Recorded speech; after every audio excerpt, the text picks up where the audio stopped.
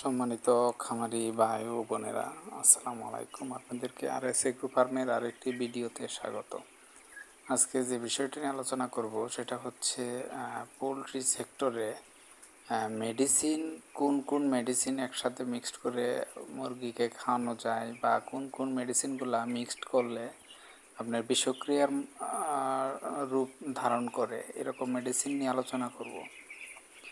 এখন poultry maximum poultry related যে গ্রুপগুলো আছে অনেকেই কমেন্ট করে, অনেকেই পোস্ট করে যে ভাই কোন কোন মেডিসিনের সঙ্গে কোন কোন মিলিয়ে দেওয়া যায় বা এই মেডিসিনের সঙ্গে ওই মেডিসিনটা একসাথে করে দেওয়া যায় কি না, বা কোনো সমস্যা হবে কি না, এরকম অনেক প্রশ্ন সোশ্যাল মিডিয়াতে ঘোরাফেরা করে। তার পরিপ্রেক্ষিতেই আমি মূলত আজকের এই ভিডিওটা করলাম। সেটা হচ্ছে কথাবার্তা বা আলোচনা নিয়ে আসলাম। এখানে আপনার পোলট্রি সেক্টরে আপনারা যতগুলো মেডিসিন বা যাই ইউজ করেন, এখানে 5টা মেডিসিন সম্পর্কে নিষেধাজ্ঞার ব্যাপার আছে। যারা মেডিসিন নিয়ে রিসার্চ করে বা ডক্টর যারা, বিশেষ করে মানে ভেটেরিনারি ডাক্তার যারা, বা এই ভেটেরিনারি মেডিসিন বা ভেটেরিনারি নিয়ে যারা রিসার্চ করে, তো তাদের মুখেরই কথা যে আপনারা যে মেডিসিনগুলো ইউজ করলেন তার মধ্যে আপনার লিমিটেশন মেডিসিন কয়েকটা আছে। সেটা হচ্ছে যে লিমিটেশন মেডিসিনগুলো আছে সেগুলোর নাম আগে বলে দিচ্ছি। একটা হচ্ছে আপনার টক্সিন বাইন্ডার। যেমন টক্সিন বাইন্ডারের সাথে আপনি পিএইচ ইউজ করতে পারবেন না। আবার আরেকটা মেডিসিন হচ্ছে আপনার সিপ্রুর সাথে আপনি ইউজ করতে পারবেন না হচ্ছে ডক্সিবেটের সাথে আপনি সিপ্রু ইউজ করতে পারবেন না।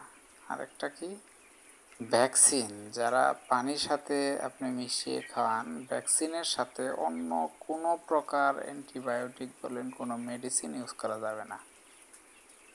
তো এর কারণ হচ্ছে আপনি ভ্যাকসিনের সাথে অন্য সকল মেডিসিন যদি ইউজ করেন বা অ্যান্টিবায়োটিক ইউজ করেন, ভ্যাকসিন কিন্তু মানে লাইভ জীবাণু বহন করে, মানে লাইভ জীবাণু, উপকারী জীবাণু এখানে ভ্যাকসিনে দেওয়া আছে। তো এখানে যদি আপনি অ্যান্টিবায়োটিক ইউজ করেন, সেখানে অ্যান্টিবায়োটিক তো মূলত ব্যাকটেরিয়া ধ্বংসকারী মেডিসিন হচ্ছে অ্যান্টিবায়োটিক। তো ব্যাকটেরিয়া ধ্বংসকারী মেডিসিন যখন একসাথে পড়ে যাবে, অণুজীবাণু বা ব্যাকটেরিয়ার ভাইরাস দ্বারা যেগুলো অ্যাকচুয়ালি ভ্যাকসিন তৈরি করা হয়, সেখানে আপনার বিরূপ প্রতিক্রিয়া প্রভাব পড়তে পারে একটা রিজন। আর আপনার টক্সিন বাইন্ডারের সাথে যদি পিএইচ ইউজ করেন, সেক্ষেত্রে ডাক্তার বা ভেটেরিনারি সার্জনারা গবেষণায় করে দেখা গেছে যে এখানে আপনার দুইটা একসাথে মিক্সড করলে এটা বিষক্রিয়ায় রূপান্তরিত হয়। তো ডাক্তাররা সরাসরি বলে এইগুলাই মানে টক্সিন বাইন্ডার এবং পিএইচ একসাথে দিলে মুরগি মারা যাওয়ার সম্ভাবনা থাকে। হয়তো অনেকে মিক্সড করে দেন, সেক্ষেত্রে মুরগি মারা যায় না বলতে পারেন বা এরকম, কিন্তু রিসার্চে দেখা গেছে হতে পারে। এটা যে কোনো সময় যে কোনো পরিস্থিতিতে হয়ে যেতে পারে, বা প্রত্যেক মুরগি মারা যাবে এমন না। কিছু কিছু মুরগি আছে যদি তুলনামূলকভাবে একটু দুর্বল থাকে বা বিষক্রিয়ার কারণে প্রভাবটা কাটিয়ে না উঠতে পারে, শক্তি সমর্থন বা ওইরকম ইমিউনিটি ক্ষমতা যদি না থাকে, সেক্ষেত্রে মারা যাওয়ার সম্ভাবনা আছে। সেম এইরকম আপনার সিপ্রু এবং ডক্সিবেট যদি একসাথে দেন, তা সেক্ষেত্রেও আপনার এই বিরূপ প্রতিক্রিয়া সৃষ্টি করতে পারে। এই ক্ষেত্রে এই তিনটার ক্ষেত্রে আপনার ডাক্তাররা বা সার্জনরা নিষেধাজ্ঞা প্রদান করছে।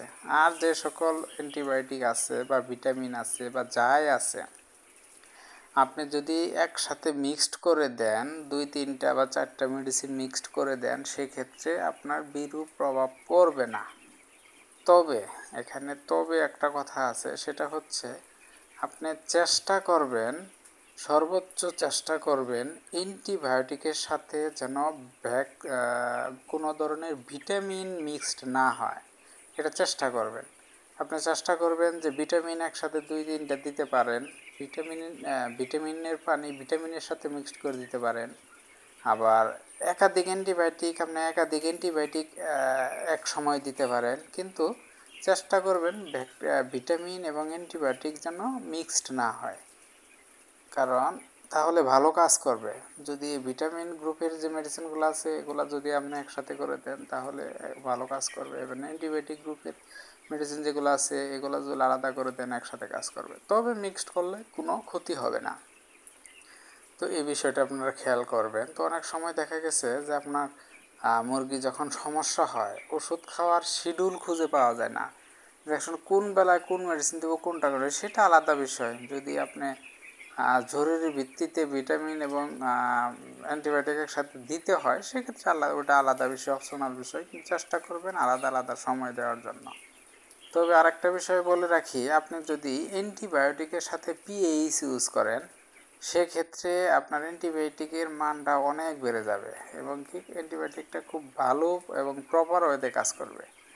তো অ্যান্টিবায়োটিক এই কারণে পিএইচ দিলে সাধারণত পানির গুণগত মান, যদি পিএইচের মান কম বেশি হয় সেটার উপর ডিপেন্ড করে পিএইচ কাজ করে, এবং কি ইকুলাইয়ের জন্য পিএইচটা খুব ভালো কাজ করে। সেই ক্ষেত্রে যদি আপনি অ্যান্টিবায়োটিক দেন তাহলে সেটা আরও ভালো কাজ করবে। এই জিনিসটা আপনারা মাথায় রাখতে পারেন বা খেয়াল করতে পারেন।